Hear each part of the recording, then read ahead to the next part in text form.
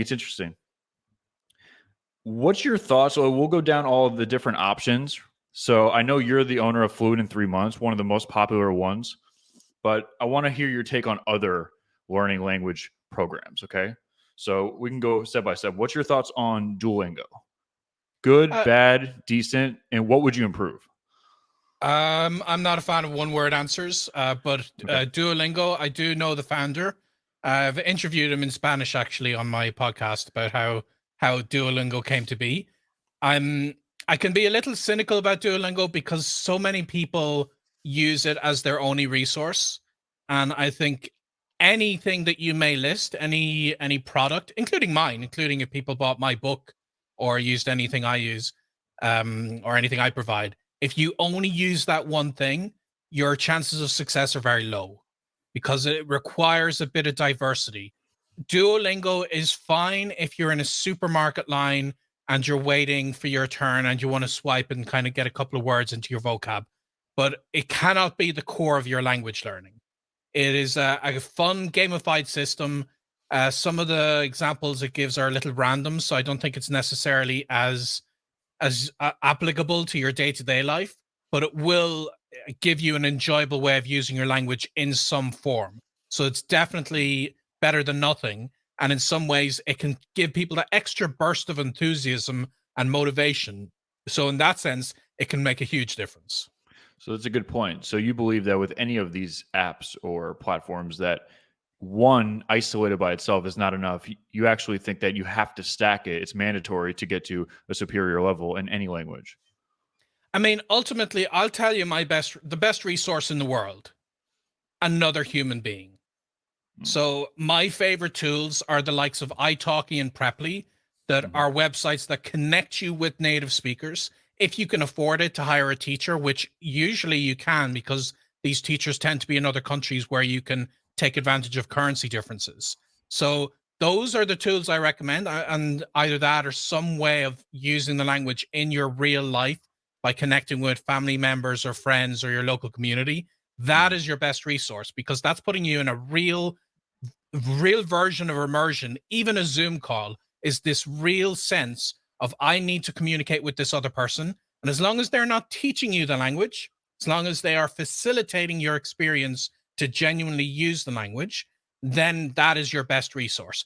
Everything else is secondary. So I have other apps and stuff that I use, but I wouldn't rave about them. They might solve one very specific problem that I'm trying to solve in the language, and in the case of Duolingo, this is I have a few minutes to spare. I might check it out for a Mhm. couple of minutes and get some random words in my head. Yeah, I was going to ask you about italki because that was later on in the question stack. But since you brought it up, I'm just going to ask you now. Italki is, like you said, one-on-one with either with a teacher or another native speaker in your targeted language. When you're just starting out, maybe you know a couple sentences, maybe you know 50 words. I feel like a lot of people, the process is hindered because they don't feel that they're ready. They don't want to get stage fright. They don't want to look at someone and not know what to say. So, two-part question for italki is, or when is italki? When should you jump on a italki or similar platform like that? Is it from the very beginning? Is it when you know a couple sentences? And also, what's the best way for a tutor to teach you? So we've established that talking one-on-one, like we're talking right now, is the best way. But obviously, there's good, bad, mediocre teachers. What's, in your experience, the best way that a tutor should be taught? So if someone is in a classroom or they're on italki, they know this is the best approach, and maybe to switch a teacher. So with like when you do it, speak from Mhm. day one. This is my mantra. As soon as possible, book your lesson and just do it. Because otherwise you will make excuses. You know what, do it when you know this many words. Do it when you feel confident. Absolutely not. That's the worst one of all, when you feel confident, because if you're a perfectionist, that will be never. I've met people who could wipe the floor with me in terms of like what they know in the language, the amount of vocabulary and grammar and whatever. And yet, me, as with my caveman level in the language, I was speaking more confidently and way more than they were. And it's because they just didn't feel ready. They thought they need to learn some more. So you have to start from the beginning. Now, in terms of what you do with your actual teacher, when I start to learn language, I generally book like 5 or 6 completely different teachers over a 1 week period just to see which one I'm going to jive with the best. And I eliminate them, and I'm as ruthless as I possibly can be. Because if a teacher starts talking English to me, even when I've specifically told them I don't want us to speak in English, then I know they're just not the right fit for me. The teacher relies a bit too much on pre-made slides that they like to use with all of their students, then I know they're not going to personalize it so much for me. And that just bores me. That just brings me back to the classroom experiences that I found so tedious and unengaging. So these kinds of things are what push me away. Now, in terms of how can I do this if I haven't learned anything yet in the language and I only know a few words, like I demonstrated this on my YouTube channel once, where I wanted to learn some amount of Polish in 1 hour, and I documented the whole thing. I got a touristy phrase book, and from that phrase book, I saw a few things of like, I'm from Ireland, and my name is, and whatever. And then that was obviously not enough, because you can't learn, you can't possibly learn enough phrases for a full half-hour conversation. So one thing I did was I kind of cheated a little bit. I opened up a Google Translate, like I opened it up in a new tab. And I don't think it's a good replacement for language learning, but it can be a good crutch to help you when you really are desperate. So I didn't know any Polish, but I wanted to make sure the conversation wouldn't switch to English. So I looked up very quickly, could you write that for me, please? So the teacher might have said, blah, blah, blah, blah, blah, blah. And I just like read my pre-translated phrase, could you write that for me, please? They would write it in Polish. I would copy and paste that over to Google Translate. And then I would see what they're saying to me. And then I would type my phrase. And it was like a really messy thing when you're using Google Translate. But this way, I kind of eliminated that problem of I don't have enough vocabulary yet, because I was using a tool. And obviously, the more you use these things, the more you incorporate the language, that you don't need to rely on them as much. Generally, in later stages, I wouldn't use Google Translate. I'd use like a single word dictionary. And again, I am paying this teacher to be patient with me. So I know there's this issue that people would imagine, you know, if I don't know the word and it takes me a minute to look it up online, then they're going to be frustrated with me. And I say, who cares? You know, if it's a teacher, you're paying them to be patient. So if I have someone and I've already paid them, then I would just say one moment, and it might take me 2 whole minutes to find what is the translation of engineer in this language that I want to tell them that's what I studied. And they just have to sit there and be patient and wait, because I refuse to say the word in English. And this isn't as practical when you're doing it in person with people who don't have, like, you know, some kind of monetary compensation or whatever. But you'd still, at least with a teacher, have that barrier removed. And I feel absolutely no embarrassment, because that's their job. Their job is to put up with me sounding like a caveman, to be patient with me while I look things up.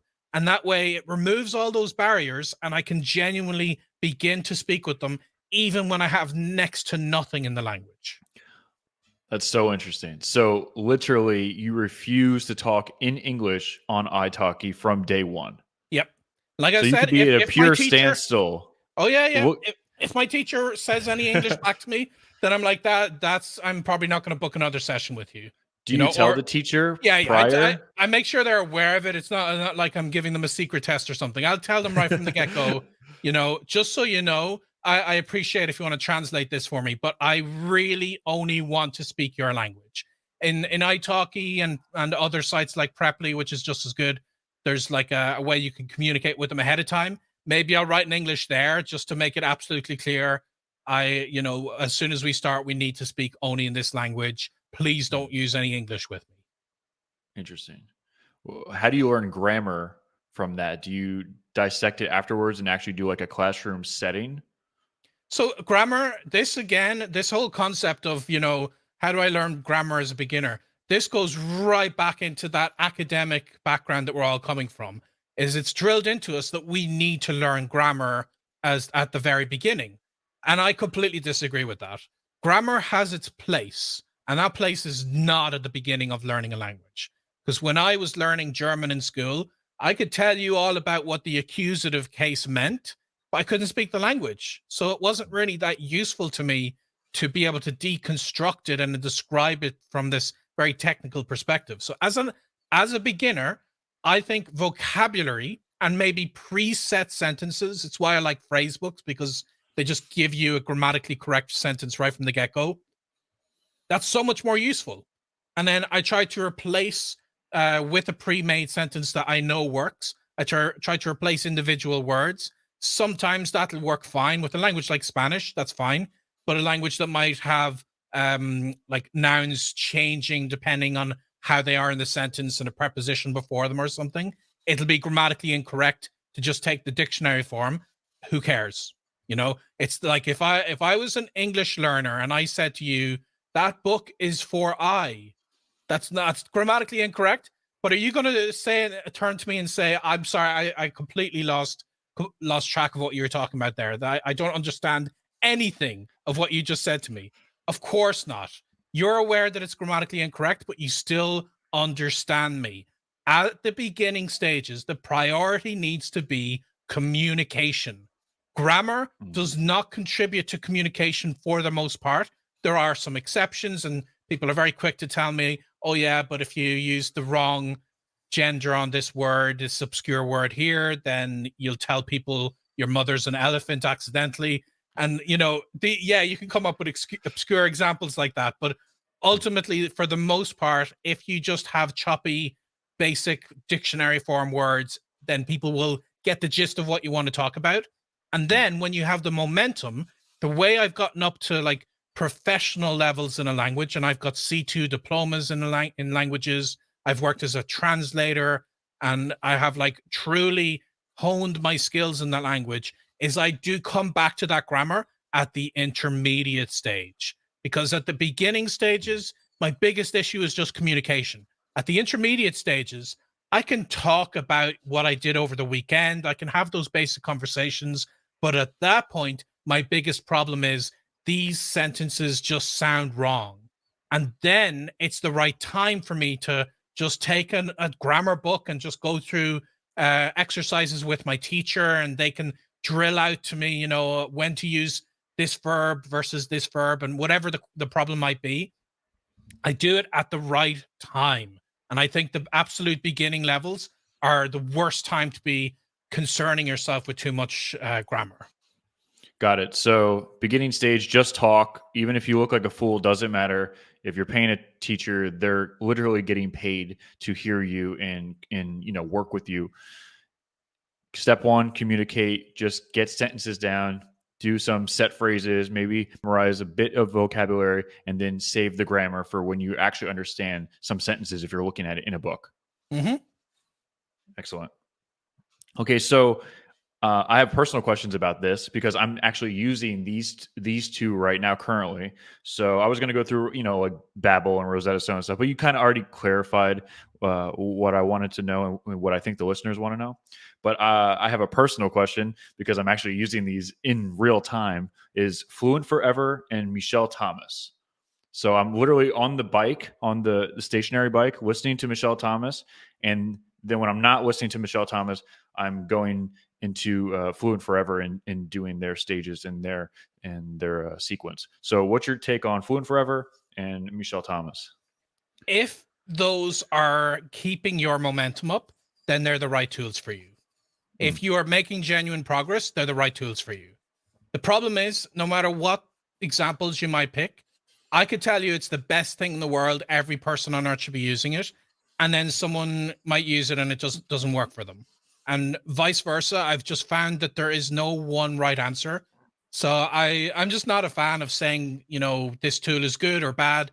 If it's the kind of thing that you find in your daily routine is genuinely easy for you to keep up, it's something you find engaging, and it's something that is making a real difference, and you're seeing and feeling that progress between using those tools and doing what actually matters and speaking the language, then they're great. But if you're using those tools instead of speaking the language, if you decide, I'm going to use just Michelle Thomas for the next like month, then that's not as useful. But obviously, there's loads of people who Michelle Thomas and any other resource you might mention is amazing. It's completely transformed their language experience. And then other people who will say, maybe I tried it, it didn't make that big a difference. So for me, it's more like I don't have a list of the top 5 apps or tools or books or whatever that you absolutely should get. Just test it out. If it works for you, great. But the main thing is, are you speaking that language? And everything else is secondary. Got it. Okay, makes sense. What's your take on pronunciation? Obviously, there's some words that people can't say in the English. If you're English and you're speaking in Mandarin or Korean, there's a lot of things that it's just completely foreign to you. What's your take on pronunciation? When should you take pronunciation seriously? This comes right back to what I was saying before of how urgent is it at your current state in the language. So with European languages, I think getting your pronunciation really perfected is not that big a deal at the initial stages. You don't have to worry about it that much. If you're not rolling your R's in Spanish, it doesn't sound as good, but as long as people understand what you're trying to say, you can wait a bit later to get back to that. Now, with tones, which I feel are very different to pronunciation, tones in Mandarin, unfortunately, you can't leave them till later because they're so crucial to the basic concept of what the word you're trying to say is that you have to learn them earlier. But again, that's because it's brought to the forefront there. So for a language like Mandarin, you have to learn the tones quite early. But in other languages, pronunciation is more a nice to have. Some people get so obsessed that they'll say, I have an accent in a language. Who cares? The accent is not going to prevent people from understanding you. An accent is more something I care about at the absolute mastery level of a language. When I'm trying to work as an engineer or I'm trying to blend into the country and I want people at that stage to accept me more and use way more advanced slang and whatever with me, then I might start really tweaking my pronunciation. And so loads of great ways to do this. And one unconventional way that I found, and again, only in the latest stages, I'd never do this early on, but one thing I found with several of my languages was actually getting singing lessons. Because a language teacher is actually just not equipped enough to help you with your pronunciation. They know the content of the language. They can help you with the vocab and the grammar and all that stuff. But generally, they don't know that much about how to reproduce the individual sounds, how to describe the position your mouth has to be in and where your tongue goes, and the musicality of the language. Whereas I just personally found singing teachers are so good at that. And they may be monolingual, like in the language that I'm trying to learn, and know nothing about how to teach languages, but they'll hear these mistakes I'm making and they'll tweak them. So I've done that for several languages that are my best languages, but I don't really care about pronunciation at the early stages because I just accept I'm going to sound like caveman, like a caveman. I'm going to sound like a caveman with an English speaking accent. That's just the way it is. And I can cry about that all I want, but it's not going to change anything. It's better to worry about it later. Later on, I can tweak it. It's a bigger priority at the advanced stages. But earlier on, unless it's something like Mandarin, where it truly changes the meaning of the word if you get the tones wrong. But it doesn't really change the meaning of the word as long as people understand you if you're not saying it exactly the right way in a lot of other languages. Got it. Okay. Makes sense. So save pronunciation and grammar to the later stage. In the beginning, just focus on talking. Even if you sound like a complete imbecile, it doesn't matter. You're going to sound like a complete imbecile. There is no if about it. And I genuinely think I am not smarter than other people. But the reason that I've learned so many languages is because I'm not resistant to sounding like an idiot. I embrace it. I'm okay with the fact that I am not going to be able to express myself to a very deep level, and I'm going to have an accent, and I'm going to sound like a caveman. That is my reality. There is no if about it. There's no if you sound like an idiot. You're going to sound like an idiot. Embrace it. Accept that that's your fate. Embrace it. And the more you embrace it, ironically, the less like an idiot you're going to sound, because you're going to get so much practice that you're going to be able to work those mistakes out of your system. And much quicker along your journey, you're actually going to sound a lot smarter in the language. Yeah, so basically you have to accept the fact that you're going to look like a fool, and if you're not okay with looking like a fool, it's going to be a rough road in order to get to a mastery level of any language. Personally, I think it's an impossible road. Okay, Like impossible. the only way anyone's ever gotten to mastery is accepting that they're not a master. Okay, makes sense. Touching on tones when you're speaking non-European languages, with italki, if I sign up for a Mandarin session with a teacher, are you still doing the same approach with tones as I only want to speak Mandarin? Or do you give a little bit more leeway with toned languages? So it's a kind of a bit of an open road here, because with Mandarin, I found that if I'm saying long sentences, then I can actually mess up a lot of the tones and they'll still know what I'm saying. So there's a bit of leeway there as long as I'm saying long sentences. But for individual words, if you just say a word without any context, they're going to have absolutely no clue about what you're talking about. You can get around this a little bit by using online tools and copying and pasting the Chinese characters so they see what you're trying to say. And I do this even in my lessons as an intermediate level learner, where I'm trying to say the word, maybe I'm not quite saying it correctly, or they need more context, and I'll just copy it from somewhere else. But there's other things you can do. There's loads of online tools that will test you. They will just give you a word, and you have to say, is this the first tone, the second tone, the third tone, the fourth tone? And that's a good way of training your ear to at least be able to distinguish those sounds, because that's the very first part. And then you can just go through drills with your teacher and just make sure that your teacher is correcting you on the ones that really matter. If you say an obscure word and you don't get the tones right, a good teacher is going to know, it's not that big a deal. It's fine if he kind of knows the word. His tones aren't great, but if you say a basic word like "whoa," if you say that as like "whoa" for me or I, then a good teacher is going to be like, no, you got to say this one right. This is really basic. It's crucial to being able to communicate in the language.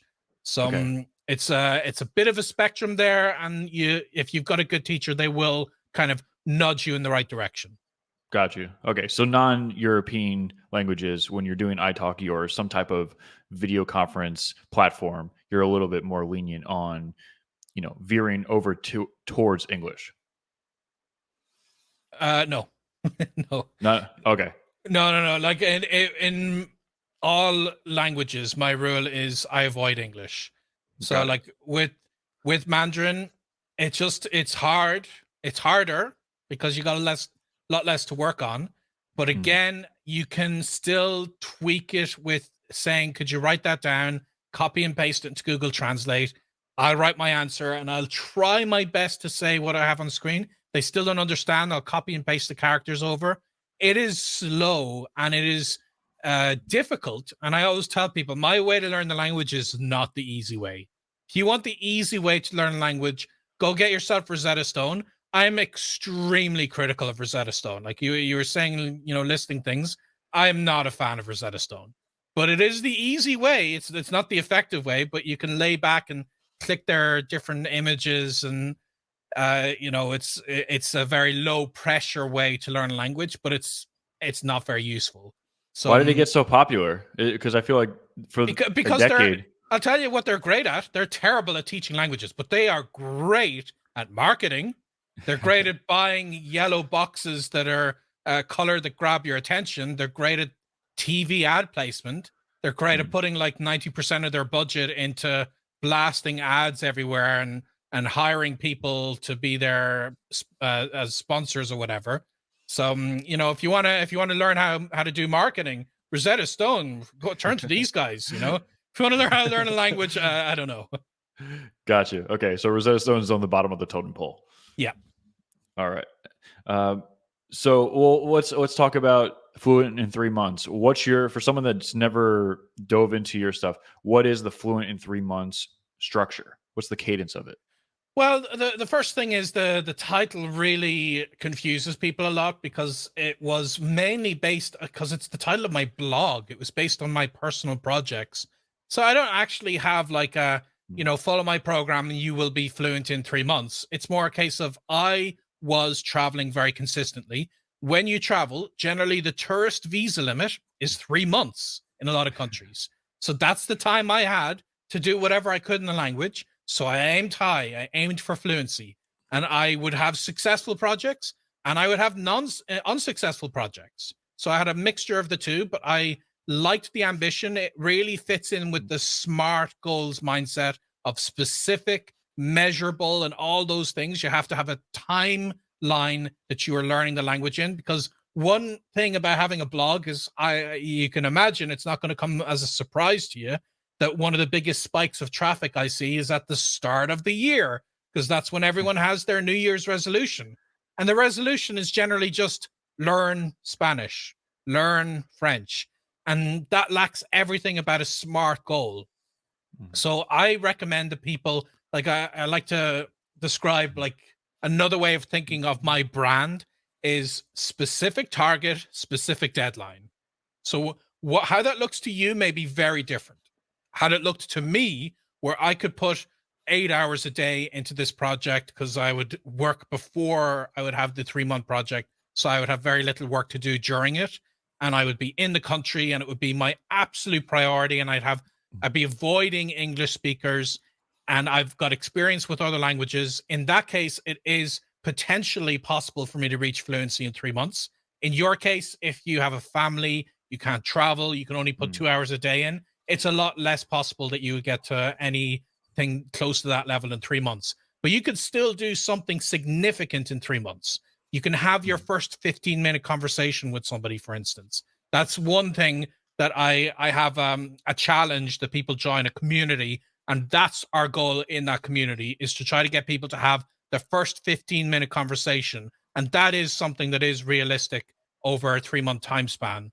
And again, it's based on everything that we've talked about today. It's speak from day one. It's getting consistent spoken practice in the language. And then we have a community and people who train you to do that and such. and it's pretty impressive. Like 15 to, if you're able to talk to someone in a targeted language for 15 minutes, relatively good. I would say most people would say, yeah, I speak French or I speak German. It might not be fluency, mastery level to, Benny Lewis's standards, but most people would be happy with that.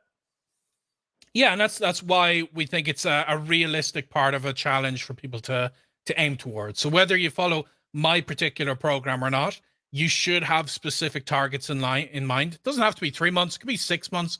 But the problem with a New Year's resolution is it kind of Mm, implies by the end of the year, and I don't think that's as useful. I think there needs to be some kind of pressure that you have to perform something, because otherwise it's too far off in the distance and you mhm, don't really put any effort into it.